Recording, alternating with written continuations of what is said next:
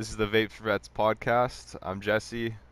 I'm here today with Joshua and Neely. How you doing today, Josh? Too bad. How are you, Jesse? Not too bad. Where are you calling from? I'm actually calling from Newry. It's the city. It's the newest city in the UK, I believe, is what they call it in the UK, and otherwise in most other places it would be known as a bordering city between the north and south of Ireland on the east coast. And you work for Namaste Technologies. What's your title with them? So I am acting as their SEO director. I'm the guy that basically makes sure I obviously goes beyond a bit of SEO, but I'm the guy that makes sure that people can find Namaste when they need to. So that's on Google and other search engines. Yeah, exactly. And otherwise, just helping make sure that people have a decent user experience from whenever they first come to our site to the finish. And you're in Ireland, so Namaste has a pretty good reach in the UK and Southern Ireland. Oh yeah, unbelievably. Our Irish business has, grown, I think, three or four-fold in the past year. Our UK business has doubled. We actually, I would be so bold to say that I would think that in terms of being a vaporizer shop, especially for the dry herbs, I would say we're definitely among the top. We probably, if not the top, we're definitely among the top three vaporizer companies in the UK. And what are the marijuana laws like in Ireland? Is there medical marijuana available to people? So it differs. In the south, they kind of passed a bill straight away without even mentioning it to anyone or having any talks about it that legalized medical marijuana, but not in the way that people, west of the Atlantic would see it. That was mainly for people, with fatal cases of epilepsy, cancer, and so on. Funnily enough, in the UK, the first ever person to be prescribed with like marijuana was in Northern Ireland. It was a kid called Billy in County Tyrone, who had like a life-threatening form of epilepsy. Um, so that's how sort of behind Northern Ireland would be, just because it's obviously governed from the UK and from Stormont. But the south of Ireland, they're a little bit further ahead. Obviously with the legalization, I believe they've got quite a few like prescriptions already handed out. So Northern and Southern Ireland, those are two complete different countries in a sense. Um, it really depends who you're talking to. Um, one side you'll have people who say, like obviously because I live on the border, so I can drive half an hour up the road and I get I drive 3 miles down the road. I'm in the south of Ireland. I drive half an hour up the road. I could be in the heart of like unionist sort of Belfast, and to them they're British. This is United Kingdom and Northern Ireland. Obviously, with DUP winning the greater part of the vote, the majority of Northern Ireland must still feel that way, but not by much. And then there's the other half who would see like the entire island as a country, or at least of a culture, or something of the form. They don't let government per se govern who they are as much as anyone else. There's obviously agreements in place, such as the Good Friday Agreement, that states anyone from Northern Ireland is an Irish citizen. They are Irish, so that choice is there for both people. And obviously, just there's a bit of flack coming in with Brexit and everything that might threaten this sort of you know, I don't know how this is how complicated of a situation it is. This sort of like well-tailored middle ground between the UK, Northern Ireland, and Southern Ireland. So what is Brexit gonna do for Well, this? the situation with Brexit is it's actually an interesting situation. What happened was in the UK, you can't get large sums of money and spend it on marketing without declaring where it came from or where you're spending it. Because of the troubles, this doesn't exist yet in Northern Ireland. They don't have to do this. So you find like the DUP receives a lot of money. They're very pro-Brexit, and even in the mainland of Britain, they had big banners up everywhere which were pro-Brexit. Um, Sinn Féin, on the other hand, which would be the other biggest party, is of course Sinn Féin. They're famously run by, or at least a key figure in there would be Jerry Adams. It was obviously, and Martin McGuinness, who just passed away recently. They were obviously quite prevalent in, the IRA, etc. So they, of course, want a united Ireland. So, as a response to the way they side, and with wanting a united Ireland, they obviously the first step to that is for them both to be in the EU, because it opens the borders, and because of us all being in the EU, we can just travel around the island freely. Now, with that happening, now you've got all the people who want essentially open borders, one island, voting Sinn Féin, and anyone who would be pro Brexit, or you know, wanting the UK to succeed on its own and start voting DUP. My personal fear there is just, and I mean, this is through my experience of talking to a lot of people. I think that a lot of people vote just based on their religion and based on their family's history, etc., and the way they've grown up. Obviously, with the certain organizations out there like the Loyal Orange Lodge, and so on, where they do yearly marches. It keeps people voting for the DUP, and obviously with all the things that could relate to a lot of stress. Every family has a history. Likewise, and this is from both sides. Both sides have suffered and had an expense from the other side. They just vote out of anger, which leaves the true heart of politics sometimes, I feel, just a little bit left out. Earlier this year, I was in Ireland and I drove from Dublin to Belfast. There's no border, just pretty much a Yeah. sign. With Brexit, is there potentially going to be a hard border? Well, that's it. The little part in the road, you would have, if you had driven up that road, you would have actually driven, within where I'm sitting now, you would have been within 60 seconds drive, and you would have been within about a 60 seconds drive. You would have actually directly driven past my childhood house. I actually grew up on that main road, but that little part of the road where you see literally a sign to say, speed is now mile per hour, welcome to Northern Ireland, and vice versa, speeds in kilometers per hour, welcome to the Republic of Ireland. And the color of the road changes, like the lines of the road change from like yellow to white. They would potentially, there is a talk, and it's in talks now. If you go and Google it, you can talk hard borders, soft borders. Northern Ireland would be one of the, Brexit, I think personally, and this is not just me saying, this is someone from who lives in Northern Ireland, but I think that it will affect us more than anyone, because that part of the road could potentially have a large border, a checkpoint per se. And I try to avoid using the word checkpoint, because again, that's a word from back in times that, in my personal belief, should be forgotten, at least in a public eye. Well, are you comfortable talking about the war between the North and the South and the involvement of IRA? Yeah, I mean, of course, I'll try and give a neutral standpoint. I am very neutral to the matter, through and through. I grew up in the countryside. I to be honest, I had friends on both sides of the equation. Living where I live, I went to a mixed school, one of the first mixed schools, and as a consequence,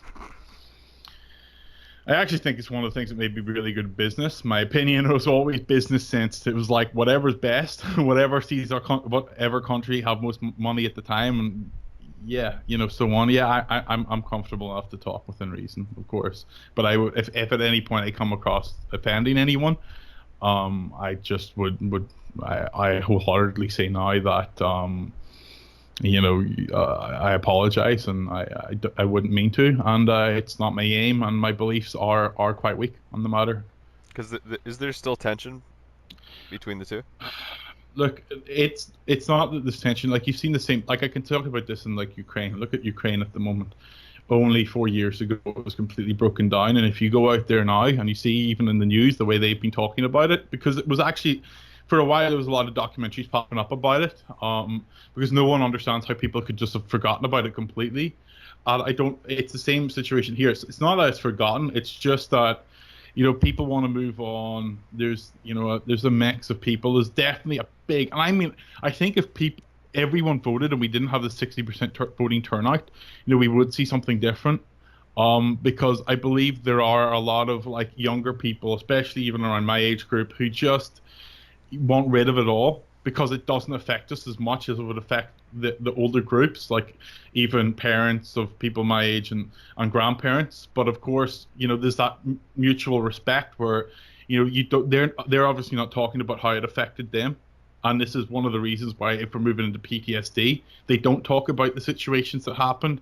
And it is why, in recent studies, they have found that Northern Ireland is one of the biggest countries to have PTSD in the entire world, and that's ahead of Israel and Lebanon, with almost 5 to 10% of the general population in Northern Ireland having some degree of PTSD. And I can tell you now, it's because people don't openly talk about these things. Is this is that statistic from a lot of people who lived through the war? That statistic is actually spans through people. I mean, we call it the Troubles rather than the war. Okay, I think I'll take. that's all part of it. That's all part of the strangety of it because people don't like to call it a war. They call it the Troubles. It's like diet down a bit. Don't call this a war. We're not that we're not that crazy or whatever. But that's all part of it because no, they actually found that it's affected everyone because then again, like I've mentioned this to some people in the past. It's like even when I would have grown up, don't get me wrong, like I didn't go through like the 70s troubles. I didn't go even through like the 80s. But like in the tail of like the 90s, growing up, when I was in and around, even when I was like 10, my local town had suffered a bomb attack while we were all there. So we've seen our local town blow up. There's a lot of bomb scares. The courthouse down the road from me was bombed only within the past 5 years, with a car bomb. There's when I was walking home from school, sometimes it was quite often there would be like, oh, there's a bomb scare in town. Let's walk the other route home. And to us, because all the ones older than us would have seen that as, and this is actually coming from research, because a lot of older people than us would have seen this as much died down, nowhere near, because obviously it was nowhere near as bad as it used to be.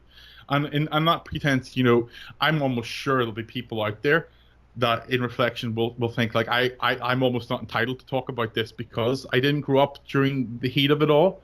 I like to just say that maybe that's why I feel a bit more comfortable talking about it. And if they feel that way, that's just take that as a testament to how much more neutral I can be in the matter.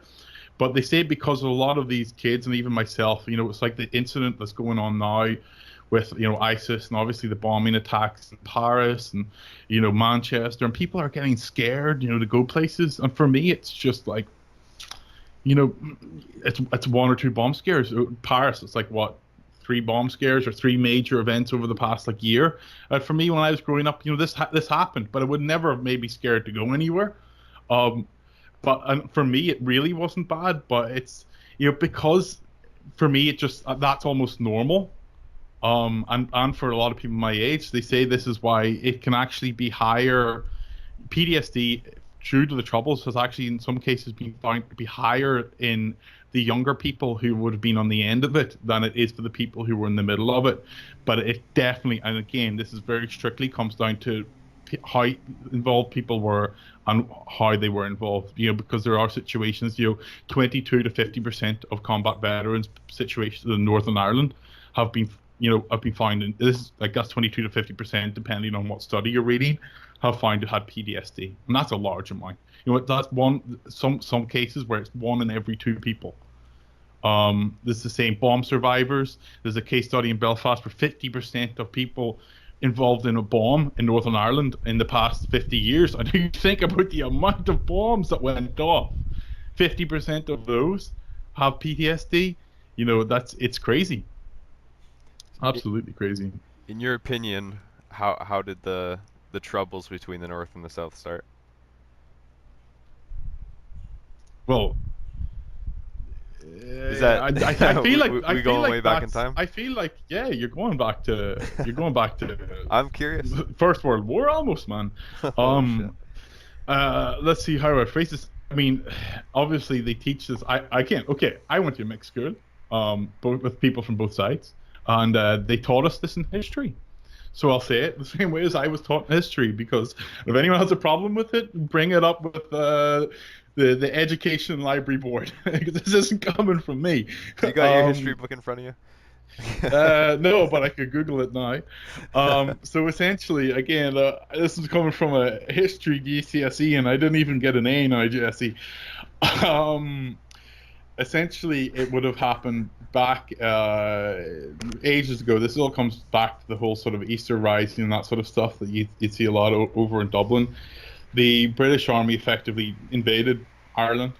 That's exactly what happened. And there was a lot of fighting to separate Ireland from the United Kingdom, because Ireland people in Ireland felt like they were their they were the like, it's Ireland. You've invaded a country. You're going to get a resistance at the end of the day. That's what happens when you invade a country. Um, Again, and they started doing things like, bringing in like landlords and rent fees, and like forcing farmers to do certain things. And you know, I think actually, if you really look at history and the zones of what they did in each province, you can actually see a sort of relation. But then eventually, when it all boiled down, I'm actually just going to cut to the chase. When it all boiled down, essentially you had a case where, working around a lot of politics of wars and helping out in that, Ireland eventually got its independency, but because there was like a lot of people in Northern Ireland, or not, well, what is now Northern Ireland, 6 counties in Ulster, who were just almost by coincidence, predominantly Protestant. Um, they actually wanted to stay part of the UK. They felt like it was a bigger benefit to them. So that's what happened. UK kept 6 counties, and the rest became a independent Republic of Ireland is their official name. That was the absolute worst history lesson you've ever had, because it's, again, my history's dodgy, but trying to think, um, again, it's like whenever depending on who you're talking to, the opinion of this history and who was right and wrong in certain situations, yeah, it creates a divide. I actually don't think that. I think the religion getting mixed into it, because that's obviously what a lot of people hear about, the Catholic versus Protestant thing. I think it was more coincidental than anything else, which I find funny, because it's like with everything. It's like with ISIS. Once you attach a religion to something, its lifespan becomes a lot longer. So this political situation mixed in religion, and there you go. You've got a much worse war. And that's my personal opinion on everything. I don't think politics and religion mix. It happens everywhere in the world. It still happens in America. Um, I don't. I'm going to say this now. Like I don't like religion. I don't like what happened in my childhood and what I've seen because of religion. Um, it upsets me that it's mixed in with politics, and I think that this world will always have problems as long as a state runs itself in a religious way. Is there currently a lot of people in Northern and Southern Ireland, like a large percent, that want a united Ireland to kind of pull away from the British rule? Like, yeah, it's obviously nowhere near as big as it used to be, this whole sort of front, because I think a lot of people wise up to some economics of things, economies of things. Like, at the end of the day, this is, I'll actually tell a personal standpoint, because it's the same on both sides. The UK, I don't think really want us, and the Republic of Ireland don't really want us, because we are a very high deficit. I don't think the South, especially recently, ever since like the Republic of Ireland had the bailout from the European government. I don't think, people started to think, obviously the Republic of Ireland can't afford us, and I don't think the United Kingdom really want us. I don't think we bring too much of a benefit to them. So we are just a thorn in the paw, and I think we are a neglected nation from all governments. I think devolution helps us, where our own government can obviously govern us, but I fear, I wouldn't. This is, again, is personally me. I would just like to see someone new and fresh be the head of that devolution. I don't think that's going to happen. So this is my political answer. Have you noticed? I've actually just noticed I'm answering everything like a politician. I'm not directly answering any of your questions. You thinking of making a career move? I'm thinking of it. I'm thinking maybe that's a good idea. Like, okay, I'll tell you now. Yeah, there are still people like that. I think more in the south than there would be in the north. No, more in the north than there would be in the south. Sorry. Yeah, there'd still be obviously some people down in areas of Belfast and so on. Obviously, in and around Uri, even where I am, yeah, you get a lot of people who would be all for United Ireland, but I don't think that they'd lose their life for it anymore. A lot of them wouldn't. But Well, because there's still IRA bombings and stuff going on, of course, and dissident Republicans are still existent. Of course, there is. There's a big amount who are very strong of the belief and strong enough to put themselves in the line for it. when I was in Southern Ireland, I made mention I was driving up to Northern Ireland, and there's in the south it's white license plates, and in the north it's yellow, correct? Yeah. And I was told there's some streets that I don't really want to drive down in the north with a white Ah, license plate. yeah, yeah, of course. Like you wouldn't be going down the Ardoyne in Belfast, with the Republic of Ireland number plate. Yeah, I've never seen that in my life. What if you get Uh, lost on Google Maps? I don't know. Look, here's the thing. Like they say this, you might get some people or some kids with, you know, this is again, in my personal opinion, who have maybe had a bit of a rougher ride, and their families have had more like obviously much worse experience than anyone else. Maybe if you get them on an off day, they'd throw a brick or be angry. Or if you did it on like the 12th of July, yeah, you wouldn't want to do that. But I think you'd be fine. Um, but again, the reason you wouldn't do it, it comes from that sort of like mutual respect. Nobody talks about it. Like there's this, I think there's this like Native American word that exists in the world, and it's called a Megiddo. I think it's Megiddo or something along these lines, and it kind of means it's something that's known by a lot of people but never talked about. It's just known, and there's that kind of situation it goes a long way over here because there's a lot of like formalities and situations where it is mainly out of respect, and that respect, I mean, obviously is something that's obviously very good, but it's you don't do because you wouldn't want to annoy them. And a lot of the situations where you would find conflict breaks out because that line of respect is kind of broken. Um, or situations where that line of respect is hard to put into place. For example, the 12th of July, quite famous because there's like usually some stuff blows up during that time, and it's because on one side you've got people who have got this very traditional marching route, the Loyal Orange Lodge and the likes. They got this traditional marching route. It's traditional. It goes back centuries. They wouldn't want to break it. They're strong of the belief. But then on the other side, that marching route goes right through an area that's full of people who are pro to the United Ireland. They're not loyal to the Queen. That's their territory, and they find it extremely disrespectful that someone or a big organization would march through with flags of the Queen and unite, like, obviously Union Jacks right through their grounds, just telling them all they're they're wrong. And but then at the same time, if you've been there, I've been there. I've seen one side where they're going through basically flipping the wall off with the bird, and then the people in the houses all shouting scum at them.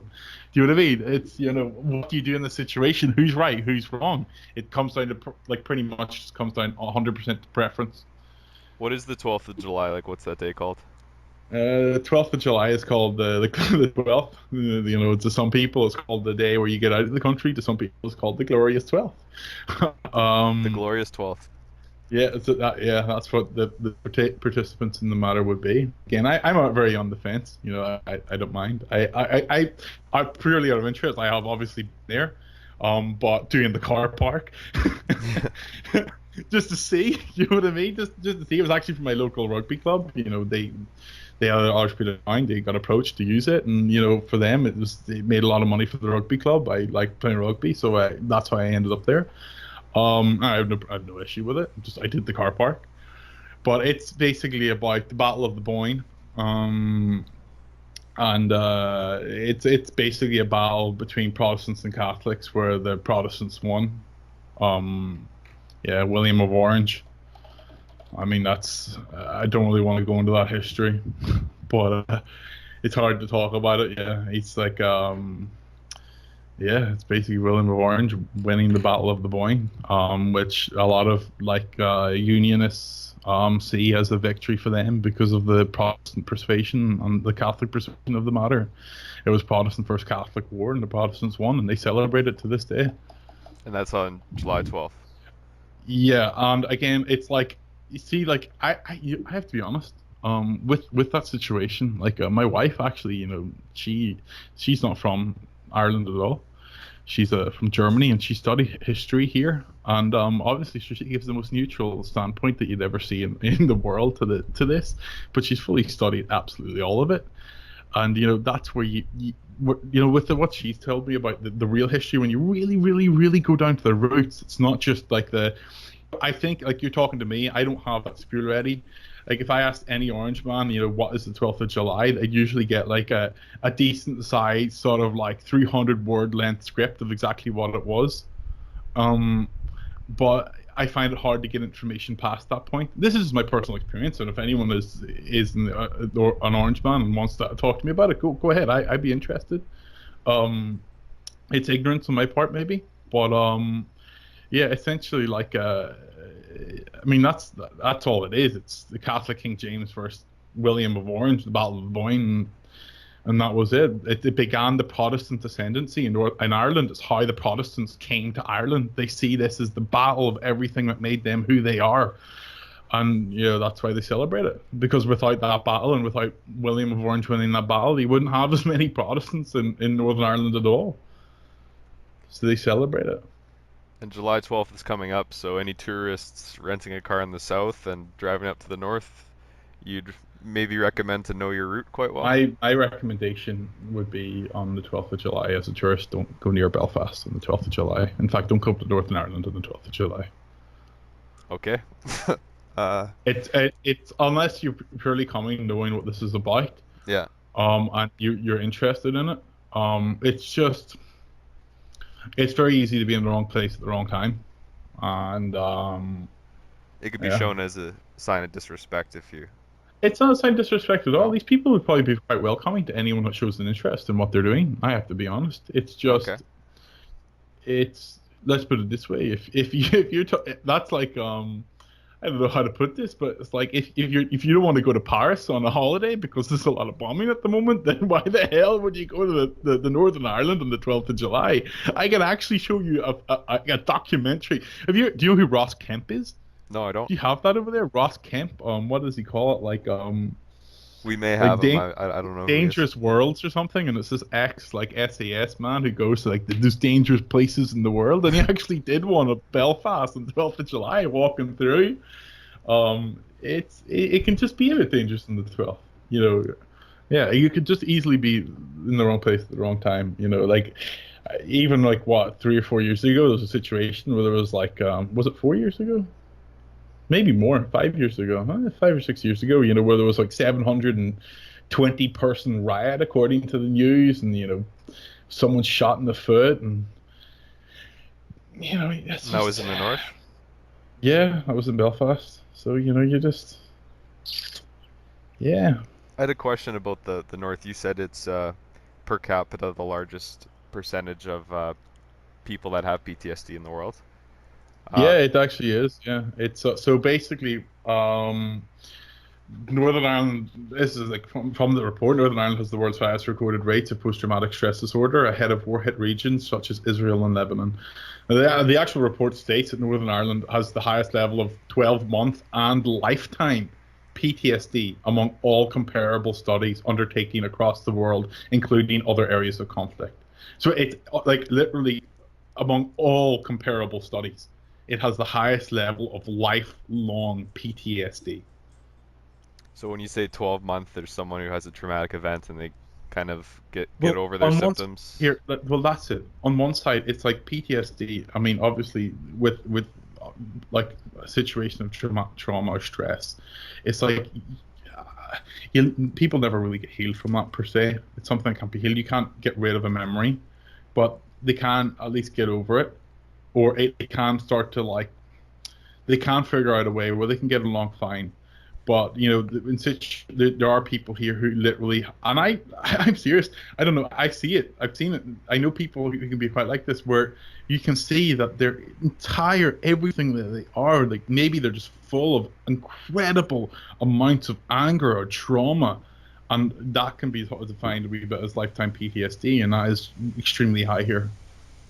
And are the coping mechanisms or medications that people in Ireland use for PTSD? Do you know that? So basically, if you have a mental issue here of any shape or form, including PTSD, first of all, this is the south of Ireland. They're actually trying to kick this by the horns because they've really got a situation with this. It's just as poor. But in Northern Ireland, at least, the situation would be you would go to your doctor. I think they've just about got away with asking people to fill in a form that will basically score whether you genuinely have a mental issue or not. They would probably give you something like sertraline or some kind of antidepressant. Citalopram, that's one. What else is there? There's like what's that other big one? I can't even remember the names of them all.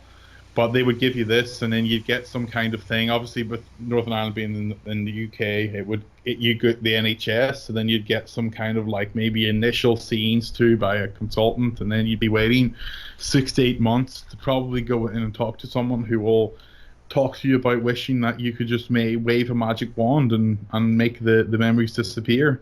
And obviously that's what some people like, but there's a very small percentage that don't want to hear that. And especially if it hasn't worked from the first time, you get a lot. I know a lot of people who have issues, and they wouldn't ever go to talk to anyone ever again through this health service because they're just like, yeah, well, that's what they'll say, and this is where I've quoted it from. They'll say like, what do you want me to do? Go and talk to some person who wants to tell me that I wish I could like wave a magic wand and be away, but we can't. We have to fight our way through it. Like, no, I don't want that. And I find with a lot of these people, they could be like, I don't know, this is, I can't, this, I mean, as you know, Jesse, this is a very opinionated problem. And there's certain things that can help, like obviously, like marijuana can definitely help with PTSD because it helps people keep their mood under control. It gives them that chance to just remove themselves from a problem for, one day or an evening when they can't take it. Obviously without that doesn't exist. They don't have that option. And especially if it relates to anything like the troubles, or if it relates to anything, or say me, like say God forbid, like no PTSD I come from, like I would ever have, I would think would come from the troubles. But say if I did, I could never talk to my parents about it because they would be like, how the hell could you have troubles, like or problems with this? Do you know how I grew up? So they can't talk to anybody about this. And I find that we probably do have a big situation. This is just from me thinking, but yeah, you probably have a big situation where there's no one for them to talk to, and obviously a psychiatrist or some consultant. This is me maybe saying like because I study psychology for a bit. They're kind of like trained to help people think in a different way. But for the people who don't really need that, and sometimes what they need, people process problems in different ways. And there is a large group of people, and I think most people would agree with this. I'm actually interested if you would agree with this, but a large group of people, and the way they process problems and what they need is they just need to talk about it. They don't need an answer. They don't need to be told to think in a different way. They just want to simply talk about it or help, just with help. But they can't do that here. And people here, they don't talk openly about emotions, problems, depression. I think I actually had this interesting situation here recently where there was adverts and it was like just talk about it. So I kind of made a wee point of like just asking people a little bit more, like, are you okay? Are you seriously okay? Don't worry talking about anything. I'm not judgmental. And the amount of people that I found, like even within my close proximity of life, people I had known for years, who genuinely, who were on antidepressants, who really were having problems, but had never talked about it, was insane. And that's really why I have interest in this and what you're doing, because firsthand I've seen it. The amount of people I know only within the past year, how much problems they've been dealing with, who've never talked to anyone about it. For me, that's a concern. And I think this is something that should be talked about. I think with PTSD, we've got a big situation where there's a lot of people using PTSD as almost like an excuse Like I did this, I murdered that person because like, but I have PTSD. And it's. I think I'm hoping that the media doesn't start to take the big spin on that because it's what's going to cause a stir. Because I think that's what, like, the media, most of the time they do that. They'll go for what causes a stir, what gets people buying the papers, and what gets people referring to the papers. And I see this sort of fight going on at the moment as PTSD becomes more and more prevalent, and people know about it more and more and more, and it's becoming openly discussed. I see that. I see some people talking about, like, this person did this, but it's just PTSD. Is PTSD an excuse? But then there's obviously, at the end of the day, there's going to be all these people who are going to be genuinely suffering with this condition, and I think that's what's going to be more important in the upcoming years. Especially coming from a place where I am now, 5 to 10% of the population, and I'm sorry, like it's funny because where I live, like they'd sit there and they'd look at, like, a lot of the older generations would look at Americans, go, "Oh, they're all so crazy. They're like over emotional. They can't handle their problems." And you're sitting there going, I don't know what it is, and this is my personal interest. Can they not handle their problems, and are they over emotional about everything, or is everyone here just turned stone because of like the past and because like they can't talk to their problems and they're dealing with so much that they do this? Because I have talked to a psychiatrist in the matter before.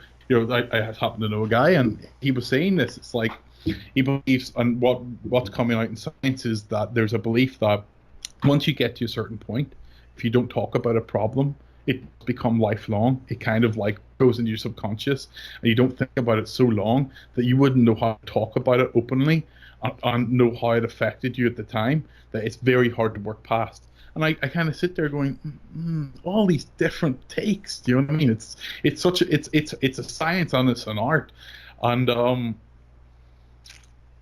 yeah, I'm for me, it's going to be very interesting over the next upcoming years to see how this is going to be taken out or taken in by the sort of general world, and depending on the countries that take it and on the ones that don't, how it impacts the general populace is going to be very interesting to see as well. So you say 5 to 10%. That's diagnosed. So and you say a lot of people they don't like to talk about their problems. So if That's another interesting point, Jesse, because that's 5 to 10% diagnosed. There's a lot of people who aren't diagnosed, and then there's also a situation like, obviously, with the general population. That's that whether you do a general population test, like I'd assume, this is assumption, they just take like they take a handful of random population and they test them. Um, but there is a situation here because of religion and like how old-fashioned some people can be, especially in the north. It's like you look at the amount of suicide in Northern Ireland. Have one of the highest suicide rates in Europe. But if you go before even the year 2000, the amount of suicides not even declared because families are just shamed of the suicide is insane. And that's that. Like for me, like this certain things where I just definitively will stand by, and it just, when I do not agree with this, but like when I don't agree with them, I'll stand up by my disagreement, and that's something I just can't agree with at all. I hate the idea of families being shamed by the action of someone else in their families, and where they don't want to openly talk about it. Because I am a person who is very much of the belief that if someone in my family has a problem, I don't care anybody else thinks, and I don't care how shamed I could make myself. That person in my family would be my biggest importance, and that upsets me. and I know you've listened to the Patrick Seifert podcast we did, Mm. where he says in America on average 22 a day commit suicide. I couldn't. That was unbelievable. I mean, like when you talk about, like when you talk about country problems. Like here's the thing. I told you earlier that I'm a statistics guy. I'm not a very emotional person. I have to be really honest. I'm really not. I'm very analytical. My head works on stats. I'm very quick to come up with my decisions because I never have emotion attached to it. It's like this is what makes that. Like, this is what makes sense according to the numbers. And that's what shocked me because according to your problem, do you know what I mean? Like if you have a situation in somewhere and it's like, okay, ISIS is a situation, like for Americans, ISIS is a situation, things like Iraq is a situation, things like, even their own police officers are theoretically a situation. But when you find out that suicide beats like the amount of people you're losing to suicide in America is greater than all those other three put together. Why are people not addressing that? That's And that's absolutely crazy. You know, that's, you know, this things there, and like, is that an emotional response from government? Is government thinking emotionally in one sense? Because, you know, they can't say that out loud. Of course they can't. We're not looking after our. They wouldn't publicize that. Why wouldn't you publicize that? You think about it, give me a plausible excuse, because people would panic. People wouldn't want to join the military. Well, my recommendation to them at the current moment in time wouldn't be, because what I noticed, and I was leading into this because I'm very interested in what you're doing. Um, you know, when I read into it, it's like there actually is quite a good support network in the military, but when they leave, you know, there's no support network there. The support network's gone. Like, even here, I was reading about it here out of interest, and you had a situation here where, you know, there's like a charity organization here called Combat Stress, in Northern Ireland, and you know, people can go there and get diagnosed in Belfast, but if they want to be treated, they have to go to Scotland. They have to travel to another country. Really? Yeah. On their own dime? So on the yeah, well, of course, on their own time. No, own dime. Oh yeah, Yeah, I'd they got to pay imagine for it so. themselves. Like, yeah, I'd imagine so. I mean, it's very cheap to get to Scotland from here. But like, at the end of the day, what's cheap to some people is not cheap to others. Even if it's only like the equivalent, like $50 in some ways, but you know, then you have to get a hotel, don't you? And then you have to do this, You got to feed and you have to do yourself. You got that. to. Yeah, you got to do all this, and yeah, obviously, you know, and then, you know, it's a charity, and you know, how far can a charity really cover expenses? Do you know what I mean? At the end of the day, especially a charity in this line of work where, you know, like the combat stress, I had never heard of them before I did a Google search. Before I was reading this news article, I didn't even know they existed. So Here's a. how? Oh, go ahead. Yeah. Oh, go ahead. I I'm was just just. going to tell you an interesting fact. I was speaking to Patrick the other day, and he was telling me that a lot of these suicides are from non-combat vets, so vets that hadn't even been deployed yet, or are still in the service and haven't been deployed yet. Is that because, you know, I wonder, is it because of like how the military tries to break people down? You know, I wonder like what it is with this. I mean, I think I did the maths when I first, the minute I was listening to that podcast, I I think I did the maths. This might be wrong, but to my memory, I think it was like, you in the 10 years in the Middle East, you lost the same amount of people as you did in 8 months to suicide. Like, what's up with that? It's unbelievable, and the amount they. That's crazy. Well, some of these guys had 4 or 5 tours, some less, some more. It's unbelievable, and their tours are like a year long. Yeah, I mean, I just, yeah, I mean, like at the end of the day, like again, like here's Northern Ireland, we have the highest suicide rate usually year on year.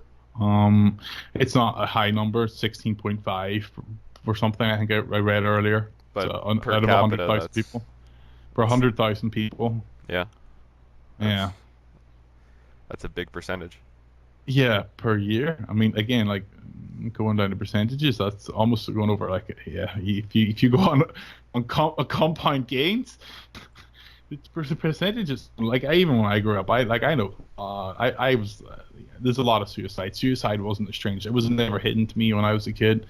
Um, you know, like, lots of friends I have, you know, parents would have killed themselves. Lots of people I would have known, even from like social groups, would have, like, suicide was happening. It was a big thing, and I actually, to be honest, when it comes down to it, it was usually it was over something that the family couldn't disclose, usually related to something in the past, or the usual. Like, some people would usually. I actually know a case once where someone tried to hide it, and they said it was money's problem. You know, almost everybody in the world realistically has money problems, but you know, being so close to the family, I found out it wasn't actually a money problem. They just didn't want to disclose what it is, and I'm not going to disclose it now. It was related to the troubles. I'm not going to disclose their names either, because obviously they don't want anyone to know. But it was something related to the troubles, and he'd been struggling with it, and they never went to get help. He was, yeah, he was involved. I'm not even going to mention in what way, just in case someone could make the link. It's absolutely terrible, and I'm very happy that there's organizations like Combat Stress and 22 Too Many that are doing all they Oh can to yeah, help out the veterans.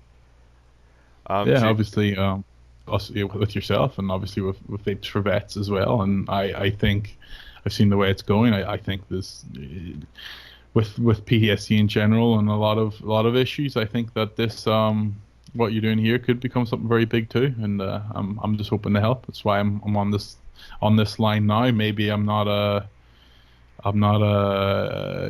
too directly linked in any way to most much charity organizations, but I'm hoping that obviously being an SEO director and a marketer, I can help you take this a lot bigger and help out people across the world just in any way, shape, or form. I Mental hope health's a serious thing, you know what I mean? And it's even if it's much bigger than it used to be, it's still not given as much credence as it should be. it's great that Namaste can help get the tools to the people who need them for lower price and raise money for charities to help them operate and help them help people. Um, Yeah, you know what we're like at Namaste. You know, we definitely we care a lot. Everyone does. It's like you've seen. I mean, you've seen our response to even your approach to us about this. You know, that's why we're opening our hands to it because we love the idea of being able to help anyone. from all around the world, you guys Mm. spoken with people in Israel, India, Australia, Mexico, Ireland. Hard to understand you guys in Ireland, but I still talk to you. Yeah, I hope I'm not too hard to understand now, Oh, but we we could try. subtitle it. Yeah, it's good. We could, it's been discussed. You get an interesting situation here because, well, interestingly enough, I only know this because of a viral video that went around recently, but there's 437 regional dialects to Northern Ireland, and obviously there's likewise in the south. So you have so many accents in Northern Ireland. It's actually you can almost link it back to dyslexia as well. We've got high case of dyslexia in Ireland because of such differing accents. There's lots of research there. I'm also likewise interested in. But everyone from everywhere in Ireland thinks that people are hard to understand. We obviously have a. I'm gonna throw this in here. We obviously have an office of diverse people from all over Ireland, and what's ironic is. We have like a Malaysian girl who's helping you out as well. But she actually thinks that the easiest accents to understand in our office, and we go from Dublin, to Westmeath to Northern Ireland, Drogheda, and she was actually saying that the Drogheda and my accent were the easiest to understand. But obviously, we all have our rivalries. We all do. And there's a big difference between northern and southern accents, isn't there? Yeah. I mean, it's funny enough. Again, like one of my like I John, who works directly with me as well. He grew up, I think, what, 15, 20 minutes down the road. One road. You literally get on the road, you drive down the road for 15 minutes, and I would be at his house. And it sounds completely different to me. Well, Completely. because Ireland's not a big country, you could get pretty much from coast to coast in a matter of hours. Yeah. Yeah. It's you can drive from the top to the bottom in about 4 hours now. And how many different accents do you go through in that drive? Oh, you definitely go through hundreds. I mean, if there's 437 in the north, I don't know how much there is in the south, to be honest. Like, there must be loads. Absolutely loads. I mean, in Dublin as a city itself, you've got north side and south side accents. It's just insane. And now the question that everyone's been waiting for: how how's Conor McGregor in Ireland? How do people feel about him? Conor McGregor, Conor McGregor, you realize he actually lives in the town I grew up in. Does he? Um, yeah, like the only link to Conor McGregor's is a place called Downshire in Banbridge, and he sometimes goes in for a drink there, or at least maybe he's not drinking. He would walk in, and you'd see him every now and again if you hang around there. Um, Conor McGregor, I mean, come on, everyone loves Conor McGregor. It doesn't matter where you're from. It's like he's fighting. He's a good fighter. He can't go wrong. I mean, it's sports. And I mean, Conor McGregor's a good sign because you've got people from all sides of the divide supporting Conor McGregor. Because at the end of the day, I mean, how could you not? I was actually in the football stadium that he proposed his next fight, one of his next fights to be at, and massive stadium in Dublin. Oh yeah, I love him. I think he's from Dublin, isn't he? He's from where's he from? He's from so I don't even want to say it. I'll Google him now. I think he's from Tala or something like. Well, he's Conor got McGregor. two gyms in Ireland that I know of. I was actually in Dublin. Actually, what Crumlin. Ah, so he's from Crumlin in Dublin. Yeah, yeah, yeah. how far is that from the city center? And you head out, I think, towards like the Kildare Newbridge direction. Not very long at all. Maybe like 10 minutes drive. It's theoretically, almost it is the city. It's a part of the city. Well, I hope that that Mayweather fight happens. They've sure built it up over a long period of time here.